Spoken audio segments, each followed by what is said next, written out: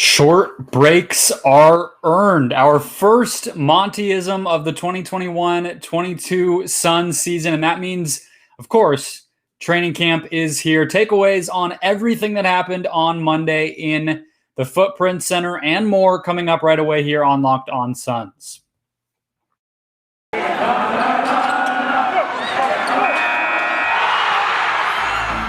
You are Locked On Suns, your daily Phoenix Suns podcast, part of the Locked On Podcast Network, your team every day.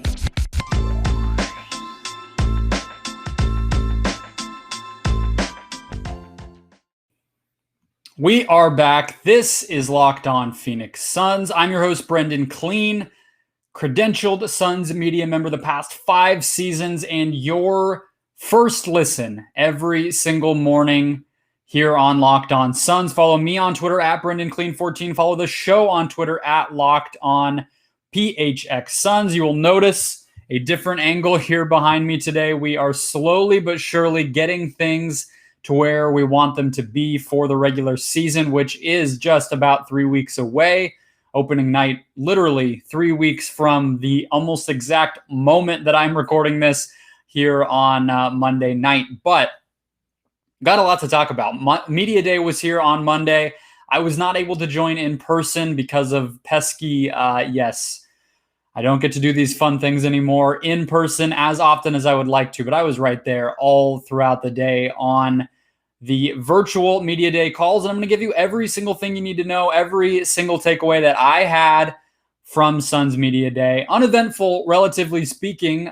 Everybody wants to go win a damn championship is really the mood that I think you can get from everything that happened throughout the day from everybody. James Jones, Monty Williams, Chris Paul, and obviously Devin Booker not there. Peculiar decision in some ways. But I want to start with Monty Williams's perspective and just the mentality, the vibe of this team on that note. First, though, I wanted to let you guys know, if you are just tuning in, maybe you're excited for Media Day, maybe you are a new fan, maybe you're like, I hate the Trailblazers and I need a new team and I like the Suns now. Whatever it might be, do us a huge favor here on Locked On Suns. Do me a big favor and subscribe to the YouTube channel if you have not already. That is going to be your number one spot all season long for Suns coverage, Suns updates, Suns analysis. Everything that you are used to getting here will be available on YouTube if we make it to 1,000 subscribers. When we make it to 1,000 subscribers, and we will get there by opening night, a Kelly Oubre bobblehead could be yours. Look, I mean, it doesn't get better than this. Got Wave on the back, got the Converse, of course. Get a little marketing for fries in there, and the AirPods, everything else. Please, please, please hit that subscribe button, and that bobblehead could be yours. I will do a random selection when we get to that point. Okay, again, short breaks are earned.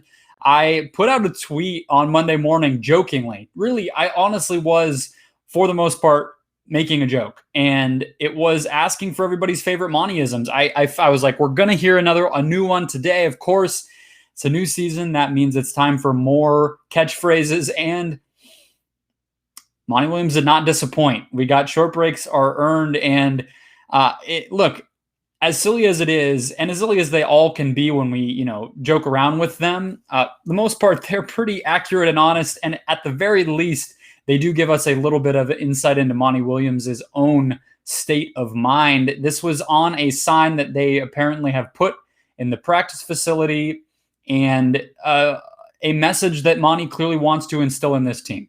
And it makes sense. I thought one of the most poignant moments of Media Day, continuing on from what we saw in Monty Williams' post-game press conference after Game 6, was just the bluntness with which he spoke about losing. And in this case, it wasn't even so much about losing, but more so the expectation of winning. He very plainly and humbly was able to say, like, the biggest thing he had to get over, he went to Texas where he has a home and was fishing and hanging out with his kids and everything else. And it just forced him to take a step back and realize, I don't deserve, it's not owed to me that I should win. And that's crazy. I mean, you think how rah-rah, macho man sports can be, especially in the highest of high levels. to hear Monty Williams just say something as plain and honest and real as like, I needed to tell myself and realize within myself that I don't deserve to win, that it's not owed to me, that if I put the hard work in and everything else, that I just should win, is,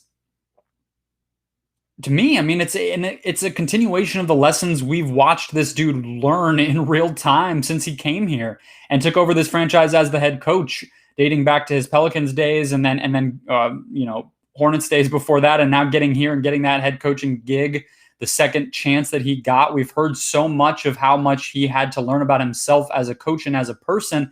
This is just another example. And the reason it's important is not just because I guessed correctly that we would get another vintage Monty-ism here on Media Day, the first real day of the season, but it's also important because it trickles down. And there was another moment where I think Chris Paul was asked to basically analyze or share with us the mentality, the buzzword for the team, the state of mind that everyone has right now. And he said, it's that diligence, that work ethic, that commitment to one another that we know is the trademark of this Suns squad. That was why they were able to get through so much last season and come together for that run. But he also said after that, I'm not the coach. And I think that's so powerful and important as well. I get that I'm just very much drinking the Kool-Aid right now. It is media day. These things were all on everybody's bingo boards. I get that. But I guess to me, it's like the Kool-Aid might taste a little bit better right now because the Suns proved the magic and the power of that stuff. And maybe you don't buy it. Maybe you think like the injuries broke right. Deandre stepped up his game. None of it was random. None of it was luck. They earned every single moment in the culture, whatever. I happen to completely disagree. And I think if you're going to buy the fact that the Suns can get back to a situation where they're competing for a championship again in 2022, that next summer we're going to be watching finals games together again, you have to believe in that culture and that continuity and that commitment. Because look, I mean, the reality is, like, I did episodes last week talking about these top 100 lists and all the rest. The Suns don't have as much, top 20, top 30 talent as other teams in the NBA. Like the Lakers, the Nets, these teams are the Bucks. Maybe I think that you have to make the case at this point, right? Like those teams, bona fide talent is just there in a way that the Suns just still aren't going to walk into the season with. Now, different conversation, and we'll get to it in just a second in terms of what exactly it is that the growth can create for this group. But you have to know going in, your pathway to winning is that cohesion, right? And it is the treatment of every day as an opportunity to get better, and the treatment of every day as an opportunity to get closer and stronger as a group. And so the short breaks are earned. It goes into what I want to talk about in a second, which is the potential for more of those similar types of breaks and a more patient approach to the regular season. And I want to get to that because it's interesting, but it also just means the earning portion, right? Not just the break portion, the earning portion, and seeing what happened, choosing to look at what happened last season, that magical run and everything, and the closeness that Monty is expressing, getting to the assumption that the championship was theirs for the taking. All of that only happened because of the earning, because they wanted to, because they came together in a way that allowed them to surpass some of the more talented teams. It's obvious in hindsight that that's clearly what happened. And I think, again, it's what you have to root for if you're going to expect that it's going to happen again. So again, just to reiterate and firm up and close out here, the short breaks are earned mantra is a choice to look at what happened last year, not as something that was owed to them, not as something that was inevitable or something that is bound to happen again, but something that they grabbed, that they seized hold of in order to get there. And I think that's so massive. I mean, I think that's so important, and it just frames so much of how this team is going to have to continue to exist. So with that in mind, let's get a little more technical, because Brandon, Duenas, and I talked yesterday about how the Suns might approach camp. And I actually think we didn't expect or project that there would be so much talk of patience and kind of slow steadiness throughout the course of the season. And it seems like that might be where we're headed. So we'll get to that in just a second. First, though, a quick word from Rock Auto, which cuts out the entirety of that middleman. And what I'm talking about when I say middleman is when your car screws up, when it peters out, when it just tells you, hey, I'm going to need this or I'm not driving. You have to go immediately, pronto, to a dealership, to a chain auto parts store. We all know that feeling. We all know that urgency. All of a sudden, you try to turn on your car, the car says no, and you're in it for however many days on end. Rock Auto cuts out that hassle because they get you the parts that you need quickly and at a price that you're willing to pay. Look, because the other thing is we've all done the opposite, which is look at a part's price and say, I'll go without and I'll make do. And that's pretty dangerous and silly as well. So don't do that. Go to rockauto.com, save 30, 50, even 100% on the same parts you could find at that chain store or dealership and save a bunch of time. Just go to rockauto.com, scroll down to the part that you need. Once you let it know what car you drive, click purchase and it's at your door within days. Again, cut out that process, that hassle, that middleman, and get what you need quickly and cheaply, right? Locked On when you make your purchase at rockauto.com and their How Did You Hear About Us box, so they know you came from Locked On. Amazing selection, reliably low prices, and all the parts your car will ever need. rockauto.com. All right, the biggest other thing from the perspective of Media Day today was honestly in keeping with the short breaks are earned mantra. And it's more of the breaks part here. And I'm going to get to that in just a second. I did want to let everybody know because I keep forgetting. I did not talk about it with Brandon yesterday, but I want to make sure everybody gets the info here. I'm going to start including at the notes, the bottom section of every single podcast. It'll be on everywhere you listen, YouTube, Spotify, Apple, everything. And what it is a survey, a Locked On Suns listener survey. And I want you to fill it out. It'll give me some information about who you are, how often you listen, not your name or any of that stuff. I don't care about that. You're anonymous. It's not going to be a big deal. I won't know who you are. You could say it was the worst show ever. I would have no idea. I would say, how'd you get this far into the podcast and bother doing it? But if you want to tell me how much it sucks, please, by all means, that would be helpful as well. And it'll just ask you a few questions. How often do you listen? Where do you listen? What is your favorite part? What could be better? All that stuff. So that'll be down in the description. Please click on that. Fill that out if you would not mind. I would love to get some feedback from you guys as we get closer to the regular season. Okay. With all of that said, I do think we are headed toward a regular season that might be more patient and a slow burn than even I thought, because I was starting to come around to this, especially as we saw the way that the roster was filled out. Keeping Abdul Nader, giving him a little bit more money, up than the minimum. Jalen Smith, the fact that he is still around and they seem to want to, at the very least, up his value, if not develop him. And guys like Elfrid Payton, Frank Kaminsky, some of these innings eater types, as well as these playable bench young guys. Like, this is not a, Etuan Moore, Langston Galloway, who were good culture guys, were good end of the bench pieces, but had very obvious flaws. Like, you could imagine just throwing like an Elfrid Payton, Frank Kaminsky, Abdul Nader, Jalen Smith, Landry Shamet lineup out there, and you're fine. I mean, you're not going to beat like the best teams when they're playing their best, but in the regular season, it's fine. So all of that to say, we heard today that the Suns are thinking about things this way. And that came up in a lot of different places. It came up in Monty Williams talking about that mantra. It came up in James Jones talking about, an openness of competition, a work ethic. He also had some really interesting, James Jones did, comments about health and recovery from this run, and Chris Paul did as well. But James basically said, you can outsmart yourself, I think was the phrase that he used in terms of training and rest and injury management and all these types of things. Like, obviously they have a training staff. They're a professional team. They had a very healthy squad last year, so there's no reason to doubt any of that. But he basically was like, we don't want to create minutes restrictions and this and that right out of the gate just because we happened to play a lot of basketball last year.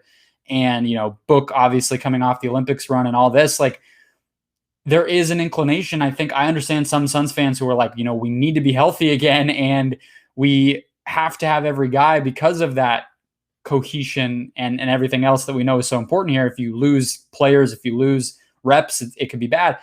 But I get and agree with what James Jones is saying in terms of you just let the guys go and see what happens. So I think that's true, but I also don't think that we should read into that as him saying like we're going to overplay players and we're not going to rest. I think what he's saying is you play it by ear, you play it through, the constant upkeep and upcheck of everybody. And I think that combined with what Monty was saying about, being patient with guys and everything else. We had Chris Paul talking about the injury. We had Jay Crowder referencing, just now he's made 2 deep runs, and it's not only physical, but also emotional, the toll that it takes on you of getting so close and, amping yourself up and then having to have that come down on it and everything else.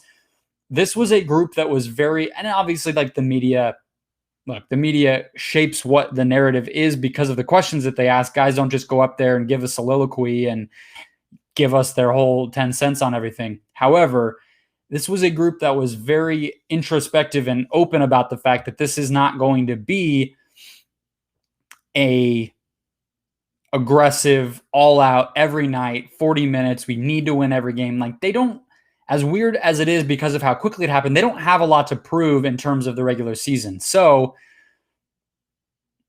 I feel like we're headed toward a regular season where we might finally start to see a little bit, and it happened last year. It's been happening for the past couple. Chris Paul is by no means playing, 36 minutes anymore per game in the regular season, but, maybe less minutes even than that, more Cameron Payne minutes, maybe resting games. As I believe it when I see it, but I think I'm more likely to believe it now than I was. I think that stuff is coming. I think we will see more minutes from the bench. And the last point I want to make here is we also need to see, and this was getting a lot of discussion on Suns Twitter today, and I'm all for that. I think it's one of the more important questions of the entire regular season here is we need to see the regular season used as a breeding ground for trying stuff. And especially when it comes to Mikal Bridges and Deandre Ayton, those guys need to be given opportunities to try to score. I would even extend that out to Cameron Payne and Landry Shamet, frankly. Even Jalen Smith, if you're really optimistic that he has the juice to become something as a scorer especially. But you need to use the regular season as a playground for those guys to have the opportunities on offense to where, we were one of the things that I've thought about a lot coming off of last year's finals that goes right along with this is how crazy it was that in the conference finals and the finals, we were all collectively talking about how the Suns needed to find ways to get Mikal Bridges involved in the offense as a creator more than he was, right? Get him involved, find new ways, try this, try that, put him in the pick and roll, have him be in this place or that place or handoffs. And it's like way too late. Not the reason they lost the finals or any of that stuff, but way too late to be having those conversations when you're needing to win games to stay alive in the finals or in the playoffs at all. So what we need to see in the regular season is that push, that effort and that creativity and everything else to get those guys going, install some new stuff, use a real training camp here over the next 2-3 weeks. And that's what needs to happen. Hopefully we see it next Monday in our first preseason glimpse of this team, that they're putting that stuff into place. Monty, referenced this. The coaching staff has already been here for weeks meeting together and everything else. I know Willie Green and that group moved in, late August, mid-August even. So folks have been here, and let's hope that happens. And let's hope that this is all part of that not only is it going to be maybe a little bit of a slower go in the regular season, but also And again, they're not going to sacrifice seeding. We definitely did not see them. They didn't tank their seeding or anything else. I don't think that's going to happen, but I think they can win without pushing everybody, and that's what we'll see.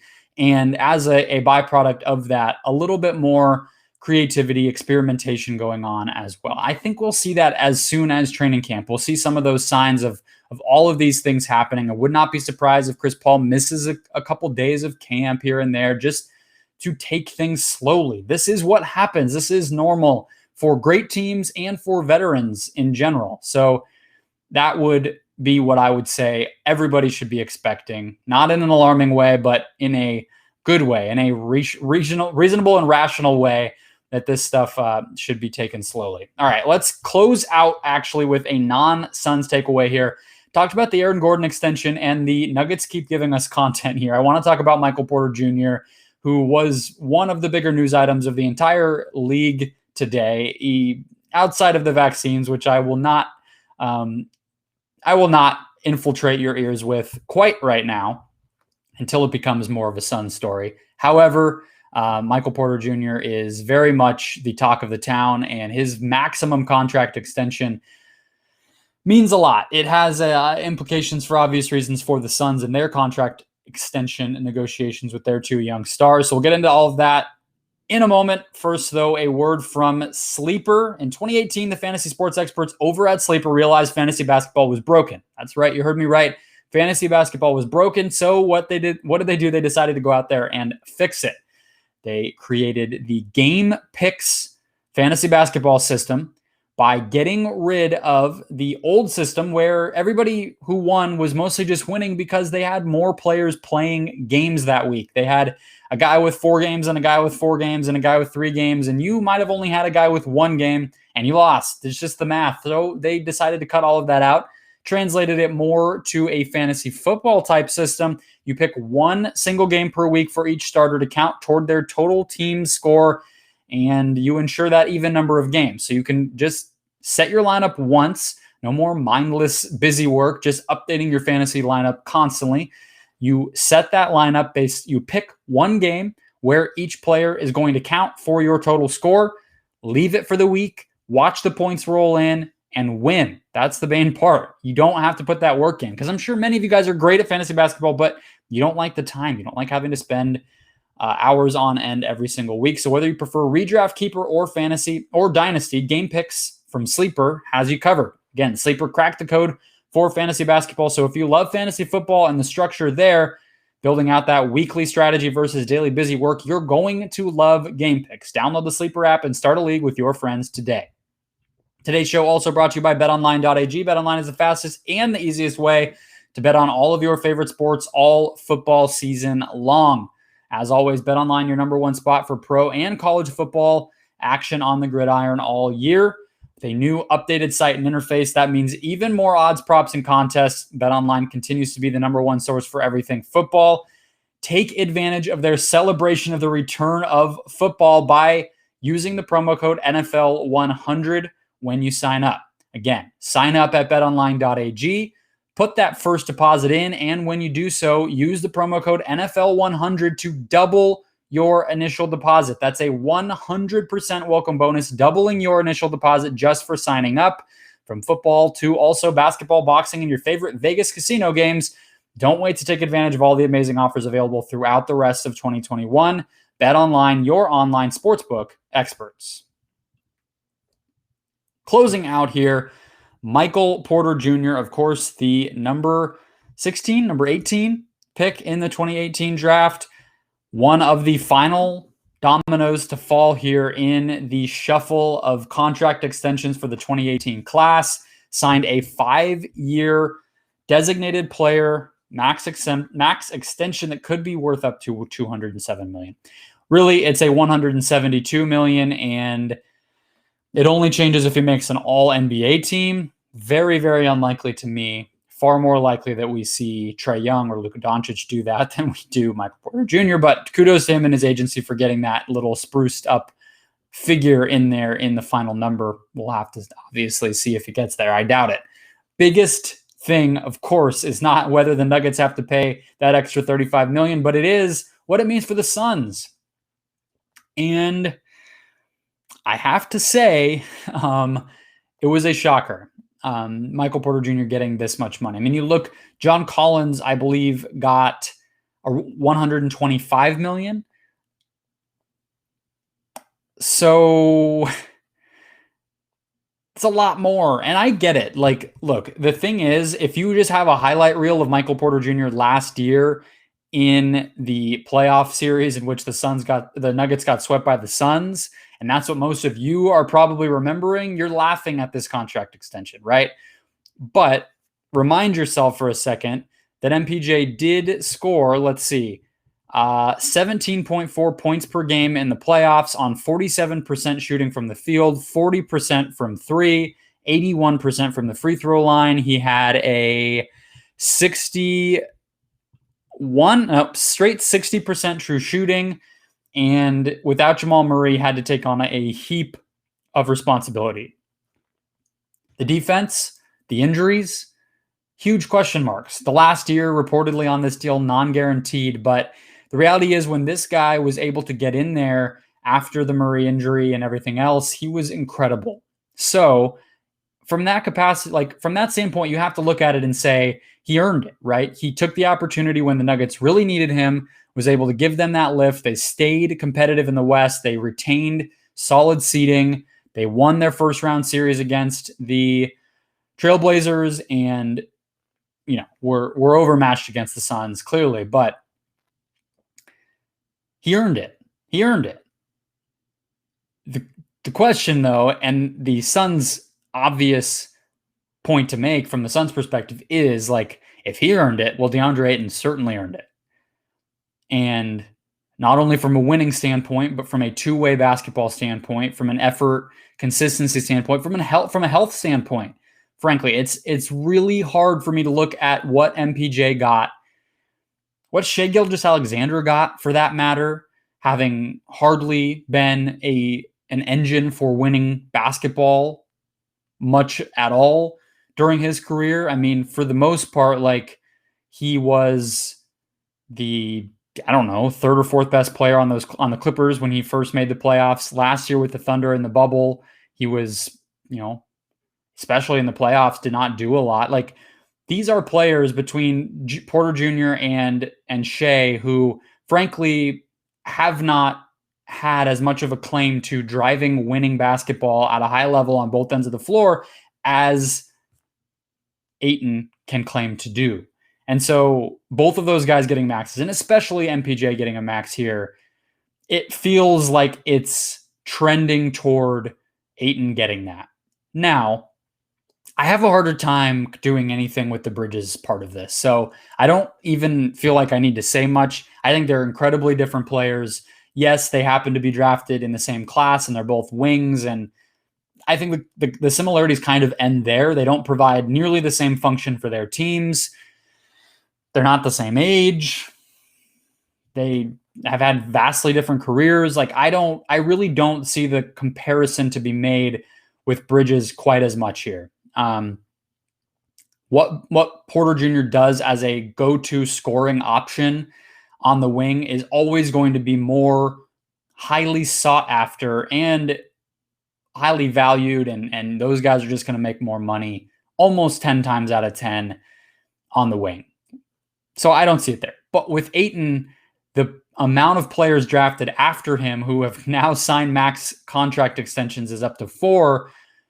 And as a number 1 overall pick in that class who stepped up his game, it's very difficult for me to look at that and not expect Ayton to get the bag. Last I'll say here, James Jones did get asked about the extensions by Kellen Olson of Arizona Sports. And what Jones basically said was, we'll basically talk about that as it comes up, which I'm not going to read a ton into that.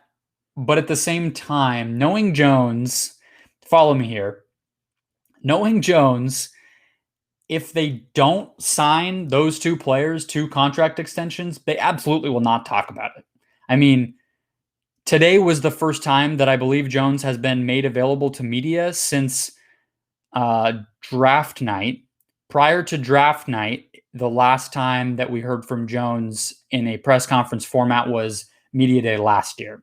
So he's not going to talk about it, right? So if he's saying that we will hear from him about it in due time when the situation calls for it, logically, that has to lead you to think, well, there might be something to talk about. What that says to me, if he's saying, you'll hear about it from us when the time is right, that says you will hear about it and it will happen. And I'm leaning toward the expectation that it will happen. So I guess my current running theory, my assumption here is Ayton will get a max sometime before that October 18th deadline. And with the Aaron Gordon extension and others, Mikal Bridges will get quite handsomely paid as well, probably before that October 18th deadline. So, good news in terms of keeping those guys, but no shortness of intrigue about what that ultimate dollar figure looks like. Guarantees, player options, no trade clauses. It's a minefield out there for both sides, keeping everybody happy, keeping things moving quickly, and hedging your bets a little bit. But James Jones is going to be quiet about this stuff. Like, don't expect that we're going to get some, open discussion. We're not getting, look, they didn't even make Booker available on media day when they surely could have. Kyrie Irving did media day from home. I think Bradley Beal did the same. Those guys don't have COVID like Booker does, but the reality is this franchise is going to be quiet about these things. So we're not going to hear it until all of a sudden it's done. And then we'll have a lot to talk about. So keep it right here. Look at that. A segue to making you keep listening to this show. I am so excited, guys. Basketball is back. Suns basketball is back. I am back every single day. Again, fill out that listener survey on the description here below. And subscribe if you haven't already to wherever you are listening or watching. Be back tomorrow with part 1 of our 13 questions that will define the Phoenix Suns season. Get ready. It's going to be a fun series. Already lining up guests for that. Part 1 is just me and starting off with the bang. A lot of the same things I'm talking about on today's show with the expectations game and everything else is what tomorrow's show will be about. So keep it right here. Enjoy your Tuesday, and I'll see you tomorrow.